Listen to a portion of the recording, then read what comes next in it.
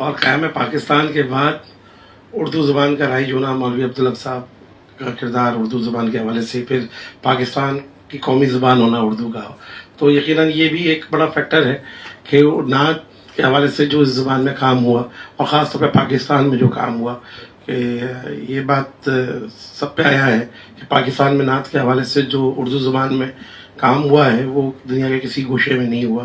بھلے سے انڈیا میں بھی بہت کام ہو رہا ہے، لیکن پاکستان کو اس حوالے سے فضیلت ہم کہہ سکتے ہیں کہ حاصل ہے کہ یہاں پہ جتنا کام ہوا نعت پہ اور اردو زبان میں خاص طور پہ۔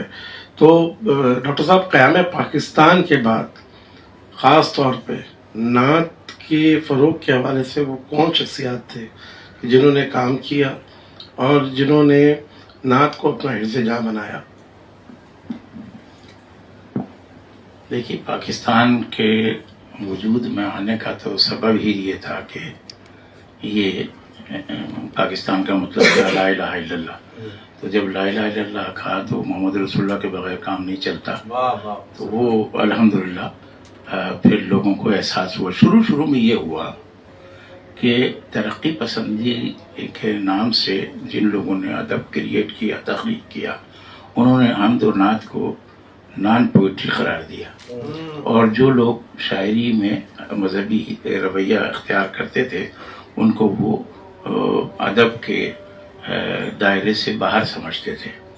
تو ایک عرصے تک یہ صورت رہی۔ بعد میں وہ لوگ بھی آ گئے، اسی میں آ گئے، بلکہ حمایت علی شاعر نے تو کہا ہے کہ ایک عمر سے ہیں جیل پہ اپنے، ایک عمر سے تھا جیل پہ اپنے گمان علم، یہ کہہ کے اور وہ پھر نعت کی طرف آ گئے۔ لیکن شروع میں یہ لوگ تھے، پھر شاہ صدیقی پہ آ گئے، اور بھی ہیں وہ یاد ہے، وہ کب سے ہم اساطیر کے اسیر کچھ اس طرح کا ہے۔ خیر بار، تو میں کہنا یہ چاہ رہا ہوں کہ شروع میں تو نعت کے حوالے سے ادبی سطح پر نعت کو کوئی فروغ نہیں ہو سکا، لیکن ظاہر ماہر القادری کام کر رہے تھے، بہزاد لکھنوی تھے، نعت کہہ رہے تھے، اور ماشاءاللہ ان کی نعتیں ریڈیو پاکستان سے نشر بھی ہو رہی تھی، اور اس کا ان کو صلہ بھی حضور صلی اللہ علیہ وسلم سے ملا ہے، وہ خود انہوں نے اپنی کتاب میں لکھا ہے، اور میں نے چشمدید گواہ سے، یعنی ڈاکٹر اسلم فرخی سے یہ بات سنی ہے کہ میرے سامنے وہ یہ ہوا کہ میں صبح دفتر گیا ریڈیو پاکستان، تو ایک سندھی وڈیرا آیا اور اس نے کہا جی وہ بہزاد کون ہے؟ تو کہنے لگے جی وہ ابھی آ جائیں گے، یہیں بیٹھتے ہیں۔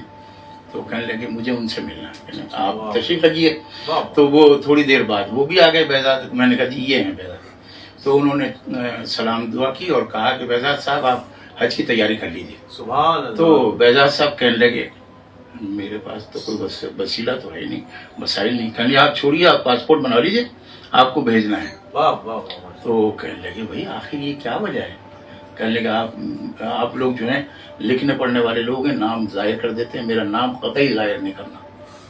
تو میں بتاتا ہوں آپ، مجھے حضور نے حکم دیا ہے اور میں تلاش کرتا ہوا آیا ہوں ریڈیو پر، اور پھر واقعی وہ گئے بھی، اور تو یہ صلہ بھی ملا انہیں، یہ صلہ بھی ملا۔ تو اور یہ دنیا میں واقعتاً جس نے بھی جو کام کیا ہے، شفیق بریلوی کہتے تھے کہ جب سے میں نے یہ کتاب شائع کی ہے میرے احوال بدل گئے ہیں۔ کیا بات ہے، یہ بڑی بات، اور 1400 سال کی انہوں نے مرتب کی، تو وہ بڑی بات ہے۔ تو جن لوگوں نے بھی کام کیا، ماہر القادری، میں ان سے ملتا رہتا تھا، بڑے پیارے انسان تھے، بڑے بھولے بھالے آدمی تھے، اور نعت بہت پیاری نعت کہتے تھے۔ پھر جناب حفیظ جالندری، اس نے تو شاہ نامہ بھی لکھا، اور شاہ نامہ تو وہی پوری نعت ہے، وہ ایک علیحدہ بات ہے کہ اس کا موضوع جو ہے تاریخی ہے، لیکن اس تاریخ میں ہے تو نبی کا ہی ذکر ہے، تو وہ نعت ہے۔ اور پھر سلام آمنہ کے لال تو بہت سارا، تو یہ لوگ ہیں۔ پھر اس کے بعد جو بہت زیادہ کام کسی نے کیا، اور خاص طور سے شعراء کو اس طرف راغب کیا، وہ حضرت طائب تھے۔ سبحان اللہ، بھائی انہوں نے کمال کر دیا۔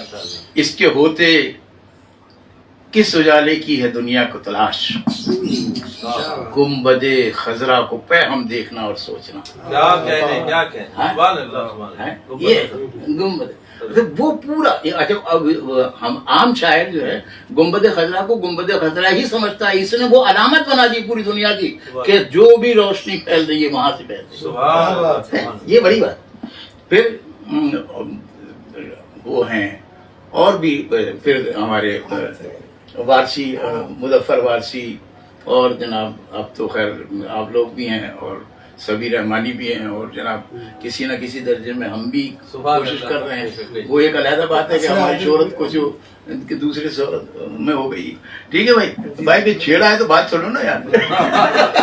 نہیں، میں نے ڈاکٹر صاحب کو اس لیے روکا کہ میں چاہ رہا تھا کہ عصر حاضر کے حوالے سے ہم الگ سے اس پہ تفصیلی گفتگو کریں، تو ضمنی گفتگو نہیں ہو سکتی، یہ بھی ایک بڑا وسیع موضوع ہے، اور اس کا بھی میں نے ایک اصل میں ایک روڈ میپ ہے میرے ذہن میں، تو میں اس طرف لے کے جانا چاہتا ہوں۔